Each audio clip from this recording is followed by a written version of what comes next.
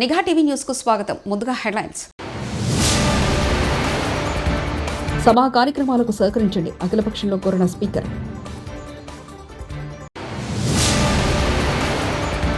తిరుమల తొక్కిసలాట ఘటన, అసలు దోషులిక్కడ చంద్రబాబు.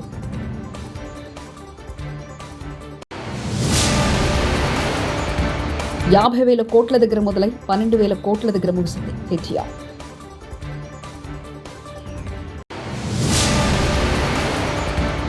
రెయిన్ అలర్ట్, అత్యవసర పరిస్థితుల్లో ఈ టోల్ ఫ్రీ నెంబర్కు ఫోన్ చేయండి.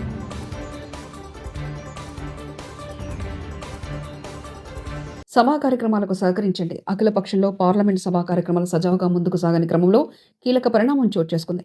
వివిధ పార్టీల నేతలతో లోక్సభ స్పీకర్ ఓం బిర్లా శుక్రవారం నాడు తన ఛాంబర్లో సమావేశం జరిపారు. సోమవారం నుంచి సభా కార్యక్రమాలకు ఎలాంటి అవాంతరాలు లేకుండా సాగేందుకు సభ్యులంతా సహకరించాలని స్పీకర్ కోరారు. గత 5 రోజులుగా సభ పదే వాయిదా పడుతుండటంతో స్పీకర్ ఆవేదన వ్యక్తం చేశారు. కీలకమైన ప్రశ్నోత్తరాల సమయంలో డీకోరం ప్రాధాన్యతను గుర్తించాలని కోరారు. కేంద్ర పార్లమెంటు వ్యవహారాల శాఖ మంత్రి కిరణ్ రిజిజు, లోక్సభలో ప్రతిపక్ష నేత రాహుల్ గాంధీ, కాంగ్రెస్ అధ్యక్షుడు మల్లికార్జున ఖర్గే తదితరులు ఈ సమావేశంలో పాల్గొన్నారు. దళిత నాయకుడు సాయిలు బట్టలిప్పి అవమానించినట్లు రేపు స్థానిక సంస్థల ఎన్నికల్లో మీరు కాంగ్రెస్ పార్టీ బట్టలిప్పి బుద్ధి చెప్పాలి. కేటీఆర్. కానీ ఆయన మాత్రం ఏమలాడ గుడికోతే రేవంత్ రెడ్డి పెట్టిన తిన్న బువ్వ ఖర్చు ఎంతో తెలుసా? ప్లేటుకు $135,000 రూపాయలు. ఏం తినిపాడో నాకైతే తెలియదు. బంగారం తినడా, వాడు వెండి తినడా? ఒక ప్లేటుకు $135,000 అట. ఆ అందగాతలందరినీ పిలిచిండు చూడు, మిస్సుబాళ్ల మీద పెట్టిండు. సుందరాంగులను పిలిచిపెట్టిన భోజనానికి ఆయన ఖర్చు ఎంత ఎరికైన ప్లేటుకు ఒక్కొక్కల బువ్వకు 1,00,000. మరి 1,00,000 సుందరాంగులకు పెడతావు, నువ్వు ఏమలవాడకు వచ్చి తింటే $135,000 అవుతుంది. మా పొరగంల కనీసం $100 మంచి భోజనం పెట్టేస్తలేదా నీకు? లేవా పైసలు? బయట వాళ్ళకు పెడుతుంది మస్తుగుంటాయి. కానీ మన పిల్లలకు 6.5 లక్షల మంది పిల్లలు 1022 గురుకుల పాఠశాలల్లో కేసీఆర్ గారు పెడితే, ఇదే ప్రవీణ్ కుమార్ గారు అద్భుతంగా నడిపిస్తే ఆనాడు ఎట్లుండే పరిస్థితి, ఇవాళ ఎట్లయింది మన గురుకులాలు ఆలోచన చేయండి. మీటింగ్ పెట్టిండు, బ్యాంకు 50,000 కోట్లు కావాలి సార్ అని చెప్పారు. చెప్తే గుడ్లు తేలేసిండు. మామూలు ఇదేదో పెద్ద గుణం కథ నేను తెలివగా చెప్పినా ఇరుక్కపోయినా ఏం చేయాలని చెప్పి తెల్లారు ఎక్కడ మీటింగ్ పోయి ముందు రోజు బ్యాంకులు 50,000 కోట్లు అని చెప్తే ముఖ్యమంత్రి అంటాడు, ఏమున్నదా కడుపు కట్టుకుంటే ఒక్క సంవత్సరం 40,000 కోట్లు కట్టేయచ్చు, కడుపు కట్టుకుంటే ఎడమ చేత్తో ఇచ్చేయచ్చు 40,000 కోట్లు అన్నాడు. 40,000 కోట్లకు ఆయన 10,000 మింగేసిండు తెల్లారి వరకు. మళ్ళా తెల్లారో మర్నాడు కేబినెట్ మీటింగ్ పెట్టారు, మంత్రులందరూ కూర్చొని తెల్లారు కేబినెట్ లా 40,000 కోట్లు కాదు 31,000 కోట్లే అన్నారు. మళ్ళా 9,000 మింగింది, 31,000 కోట్లు అన్నారు. సరే అది కూడా ఏందో చూద్దాం అనుకుంటుంది. మళ్ళా మేమందరం, నేను ప్రశాంత్ అన్న అసెంబ్లీకి పోయినాం, సీనన్న కౌన్సిల్కి పోయినాం. పోతే బడ్జెట్ పెట్టిరు. బడ్జెట్ లో చూస్తే 26,000 కోట్లే అన్నారు. మళ్ళా 5,000 కోట్లు మింగింది. ఏడవైన ఇవన్నీ అనుకుంటే మళ్ళా తెల్లారో మర్నాడో ఆయన నెలకో 2 నెలలకో ఆ ఉప ముఖ్యమంత్రి గారు చెప్తున్నాడు, బ్యాంకులతో మాట్లాడుకుంటే ఇంగ్లీష్ లో చెప్తున్నాడు, మనము పైసలు వేసినాము కానీ మొత్తం అందలేదు అన్నాడు. ఎంత వేసినామని చెప్పిండు ఎరికేనా? 12,000 కోట్లు. కథ మొదలైంది 50,000 కోట్ల కాడ, కథ ముగిసింది 12,000 కోట్ల కాడ. అంటే మరి 38,000 కోట్లు ఏడవైనాయి, ఎక్కడికి పోతున్నాయి? ఎటు? పక్క మాట టకీ మనం పడుతున్నాయి అన్నాడు. టకీ మన రాహుల్ గాంధీ ఖాతాలో మాత్రం జోరుదారు పడుతుంది. టకీ మన మూటలు మాత్రం ఢిల్లీకి పోతున్నాయి. తిరుపతిలో జరిగిన తొక్కిసలాట ఘటనపై కంటి తుడుపు చర్యలకు చంద్రబాబు ప్రభుత్వం జ్యుడిషియల్ కమిషన్ ఏర్పాటు చేసిందని మాజీ మంత్రి, టీడీటీ మాజీ చైర్మన్ భూమన కరుణాకర్ రెడ్డి ఆరోపించారు. ఏడాది జనవరి 8వ తేదీన వైకుంఠ ఏకాదశి దర్శన టికెట్లు జారీ సందర్భంగా జరిగిన తొక్కిసలాట ఘటనపై విశ్రాంత న్యాయమూర్తి ఎం సత్యనారాయణమూర్తి కమిషన్ ఆధ్వర్యంలో జరిగిన విచారణపై భూమన మీడియాతో మాట్లాడారు. మాకందరికీ కూడా ఈ దర్శనం కల్పించినారు అని వేణోళ్ల పొగిడిన సంగతి అందరికీ తెలిసింది. కూటమి ప్రభుత్వం అధికారంలోకి వచ్చిన తరువాత ఈ క్యూ లైన్లలో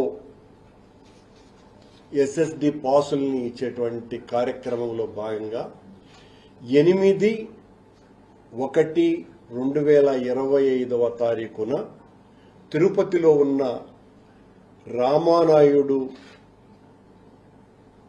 మున్సిపల్ హై స్కూల్ దగ్గర ఉన్న పార్కులో ఉన్న గేటును తెరవటం మూలంగా అత్యంత దయనీయమైనటువంటి స్థితిలో జరిగిన మ్యాన్మేడ్ తొక్కిసలాటలో 6 మంది భక్తులు తమ ప్రాణాలని కోల్పోవటం జరిగింది. 50 మంది పైగా భక్తులు తీవ్రంగా గాయపడడం జరిగింది. దీని మీద ప్రపంచవ్యాప్తంగా ఉన్న హిందువుల అందరి ఆగ్రహావేశాలను చవిచూసినటువంటి ప్రభుత్వం కంటితుడుపు చర్య కోసమని ఒక జ్యుడిషియల్ కమిషన్ను వేసింది. ఈ జ్యుడిషియల్ కమిషన్ను వేయటానికి పూర్వం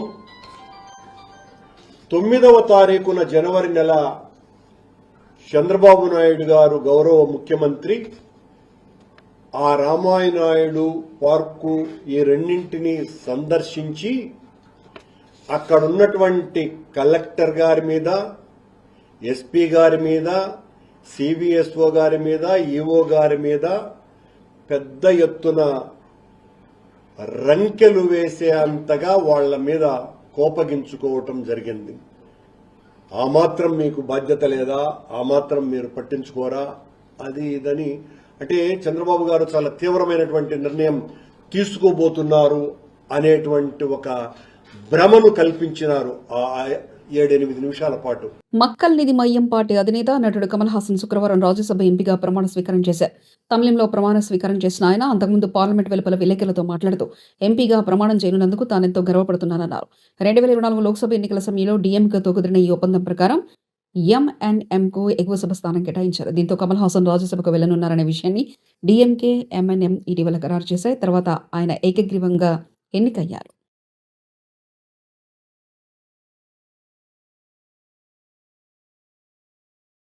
బంగాళాఖాతంలో ఏర్పడిన వాయుగుండ కారణంగా కోస్తాంధ్రలో భారీ వర్షాలు కురిసే అవకాశం నేపథ్యంలో రాష్ట్ర ప్రభుత్వం అప్రమత్తమైంది. హోం విపత్తు నిర్వహణ శాఖ మంత్రి అనిత వాతావరణ పరిస్థితులపై సమీక్ష నిర్వహించారు. ఈ సమీక్షలో విపత్తు నిర్వహణ సంస్థ ఎండి ప్రఖర్ జైన్ సిబ్బందితో ప్రస్తుత పరిస్థితులపై ఆరా తీశారు. వాయుగుండం పశ్చిమ బెంగాల్, బంగ్లాదేశ్ తీరాలకు తాకే అవకాశం ఉందని వాతావరణ శాఖ తెలిపింది. రానున్న 24 గంటల్లో పశ్చిమ బెంగాల్, ఉత్తర ఒడిశా, జార్ఖండ్ వైపుగా ఇది కదిలే అవకాశం ఉన్నట్లు వెల్లడించారు. ప్రజల తలరాతలు మార్చే నాయకుడు చంద్రబాబు అయితే తలకాయలు తీసే వ్యక్తి జగన్ అని మంత్రి నిమ్మల రామనాయుడు అన్నారు. తిరుపతి నియోజకవర్గంలో నిర్వహించిన సుపరిపాలనలో తొలి అడుగు కార్యక్రమంలో మంత్రి నిమ్మల పాల్గొన్నారు. నాయకుడు అంటే రక్షించేలా ఉండాలి కానీ జగన్లా చంపేసే విధంగా ఉండకూడదని వ్యాఖ్యానించారు. పట్టణానికి వెళ్ళినా, ఏ గ్రామానికి వెళ్ళినా, ఏ గడప తొక్కినా కూడా ప్రజలందరూ కూడా చాలా బాగుంది పరిపాలన అని చెప్పి మరి ప్రజలందరూ కూడా మెచ్చుకుంటున్నటువంటి పరిస్థితి.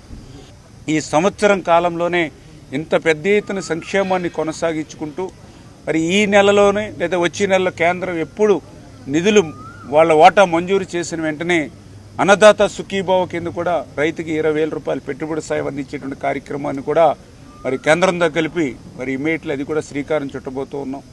అదేవిధంగా రేపు ఆగస్టు 15వ తేదీ నుంచి మహిళలు మరి ఉచితంగా ఆర్టీసీ బస్సు సౌకర్యం కల్పించబోతూ ఉన్నాం. అంటే ఇంత పెద్ద ఎత్తున సంవత్సరం కాలంలోనే ఆర్థిక పరిస్థితి సహకరించకపోయినప్పుడు కూడా ఇంత పెద్ద ఎత్తున సంక్షేమ కార్యక్రమాలు చేయడంతో పాటు మరొక పక్క అభివృద్ధి కార్యక్రమాలు కూడా. ఎందుకంటే మీరందరూ కూడా చూస్తూ ఉన్నారు, ఏదైతే మరి ఆ రోజు అమరావతి కాదు 3 ముక్కలు అన్నాడు. మరి ఆ 3 ముక్కల్లో ఏ ముక్కలైనా సరే ఒక్క ఇటుక ముక్క పెట్టలేనటువంటి పరిస్థితి ఉంది. కానీ ఈరోజు మళ్ళీ రాజధాని లేనిటువంటి రాష్ట్రానికి మళ్ళీ అమరావతిని వేళ రాజధాని నిర్మాణం పూర్తి చేస్తూ ఉన్నాం. ఇంకొక పక్క పోలవరం ఆ రోజు ముంచేసినటువంటి పరిస్థితి. మళ్ళీ ఈరోజు ఆ పోలవరాన్ని 2027 డిసెంబర్ కల్లా పూర్తి చేసే లక్ష్యంతో ఈవేళ పనిచేసి ఇటు రాయలసీమకి అటు ఉత్తరాంధ్రకి కూడా ఆ గోదావరి వరద నీరుని ఈవేళ అందించబోతేటువంటి ప్రక్రియకి ఈవేళ శ్రీకారం చుడుతూ ఉన్నాం. ఎన్నో పరిశ్రమలు గత 5 సంవత్సరాల పాలనలో మరి విసిగెత్తి ఈయన కక్షలకి భయపడి వెళ్ళిపోయినటువంటి పరిస్థితి. ఒక లూలు కానీ, ఒక కియో ఎక్స్టెన్షన్ కానీ, ఒక అమర్ రాజా కానీ, ఒక జాకీ కానీ, ఇట్లా ఎన్నో కంపెనీలు ఏదైతే రాష్ట్రం వదిలిపోయాయో మళ్ళీ ఆ పరిశ్రమలు పారిశ్రామికవేత్తలు అందరినీ తీసుకొచ్చి మళ్ళీ రాష్ట్రంలో ఉపాధి ఉద్యోగ అవకాశాలు ఈరోజు మళ్ళీ కల్పించేటువంటి ప్రక్రియకి మనం శ్రీకారం చుడుతూ ఉన్నాం.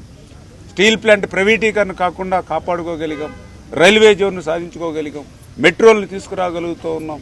అంటే ఇంత పెద్ద ఎత్తున ప్రజలు అర్థం చేసుకుంటూ ఉన్నారు. కష్టంలో ఆర్థిక పరిస్థితి ఉన్నటువంటి స్థితిలో కూడా మరి ఇటువంటి స్థితిలో కూడా ఇంత పెద్ద ఎత్తున సంక్షేమం ఇస్తూ ఉంది, ఇంత పెద్ద ఎత్తున అభివృద్ధి చేస్తూ ఉన్నారు. ఇది మంచి ప్రభుత్వం అని ఈవేళ ప్రజలందరూ కూడా ఈ సంవత్సర పాలన పట్ల ఆశీర్వాదం అందజేస్తున్నారని చెప్పి తెలియజేసుకుంటూ మరి మీ ద్వారా కూడా ఈవేళ ప్రజలకు కూడా విజ్ఞప్తి చేస్తూ ఉన్నాం.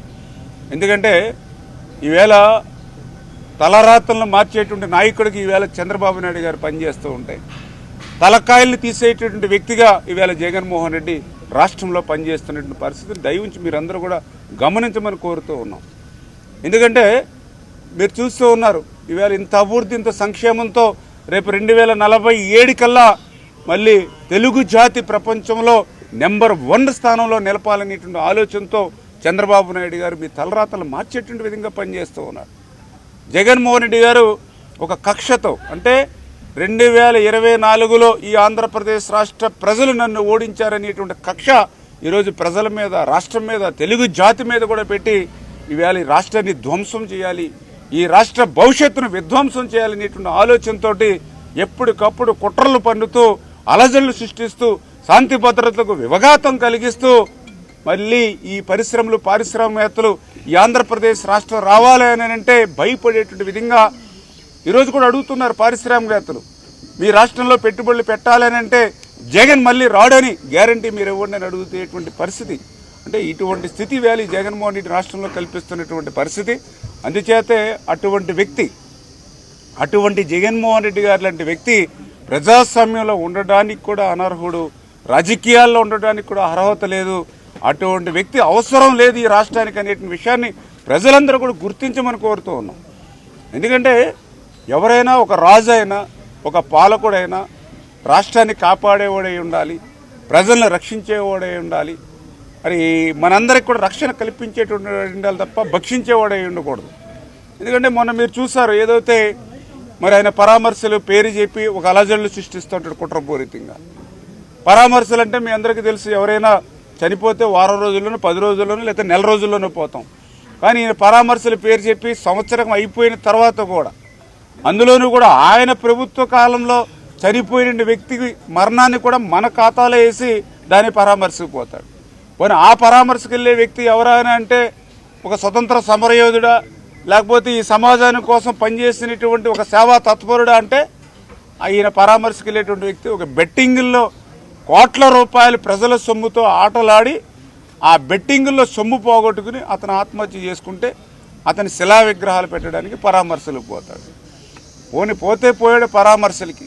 మరి ఆ పరామర్శలకి పోయేటప్పుడు ఏ రకంగా ఆయన మెంటాలిటీ కానీ ఆయన బిహేవియర్ కానీ ఏ రకంగా ఉందో మనందరం కూడా చూసాం. స్వయంగా ఆయన కారు టైర్ల కింద మరి ఈవేళ అందులోనూ స్వయంగా ఆయన వైఎస్ఆర్సీపీ పార్టీ కార్యకర్త ఒక దళిత బిడ్డ టైర్ల కింద పడిపోతే జనరల్గా మనం ఎవరైనా సరే మనకు ముక్కు ముఖం తెలియని వ్యక్తి యాక్సిడెంట్ అవుతేనే ఆ వ్యక్తిని మనం హాస్పిటల్లో చేర్చి సపరేలు చేసి మన దగ్గరుండి చూసుకోవడానికి ప్రయత్నం చేస్తాం, ముక్కు ముఖం తెలియని వ్యక్తి అయినా సరే. అటువంటి స్వయంగా తన కారు కింద పడిపోయిన వ్యక్తిని కూడా మరి 2 కాళ్ళు 2 చేతులు పట్టుకుని ఆ వ్యక్తిని పక్కన పొదల్లో పడేసి పోయారని అంటే అటువంటి మానవత్వం లేనటువంటి వ్యక్తులు మరి ఈ రాష్ట్రానికి ఒక ముఖ్యమంత్రిగా పనిచేశాడని అంటే ఈ రాష్ట్రంలో ఒక పార్టీని నడుపుతూ ఉన్నాడని అంటే చాలా ఆవేదన కలిగించేటువంటి విషయం. అంటే మనకు అర్థమయ్యేది ఏంటంటే ఇతనికి తలకాయలైనా మామిడికాయలైనా ఒకటే తొక్కించుకుంటూ పోవడమే. అంటే రేపు మేము అధికారంలోకి వస్తే ఈ మంచి చేస్తాము, ఈ సంక్షేమం చేస్తాము, ఈ అభివృద్ధి చేస్తాము, లేకపోతే ఈ ప్రభుత్వం తప్పులు చేస్తూ ఉంది వీటిని సరిదిద్దుతాము అని చెప్పడం మానేసి రేపు మా ప్రభుత్వం వస్తే మీ తల తీసేస్తాం, మీ కాలు తీసేస్తాం, మీ చేయి తీసేస్తాం, మీ కన్ను తీసేస్తామని ఈ రకంగా బెదిరింపు ధోరణిలోకి నిన్న కూడా చూశారు. నిన్న ఎవరైతే పెద్దిరెడ్డి రామచంద్రారెడ్డి ఆ జైలు గోడల దగ్గరే ఉండి మాట్లాడుతూ ఉన్నాడు. రేపు మా ప్రభుత్వం వచ్చిన తర్వాత సిట్టు విచారణ కూడా ఉండదు, డైరెక్ట్గా దొరికిన వాడిని దొరికినట్టుగా తీసుకెళ్లి లోపలేస్తామని చెప్తున్నటువంటి పరిస్థితి. అంటే రేపు అధికారంలోకి రావాలని వీళ్ళ కోరుకు సభా కార్యక్రమాలకు సహకరించండి అఖిలపక్షంలో కోరిన స్పీకర్.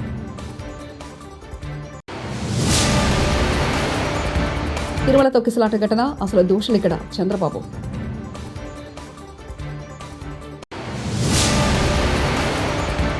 $50,000 కోట్ల దగ్గర మొదలై 12,000 కోట్ల దగ్గర ముగిసింది కేటీఆర్.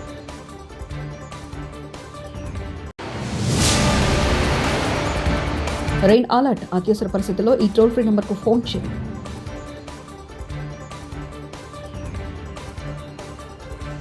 ఇవి బులెటిన్ విశేషాలు. చూస్తూనే ఉండండి నిఘా టీవీ న్యూస్.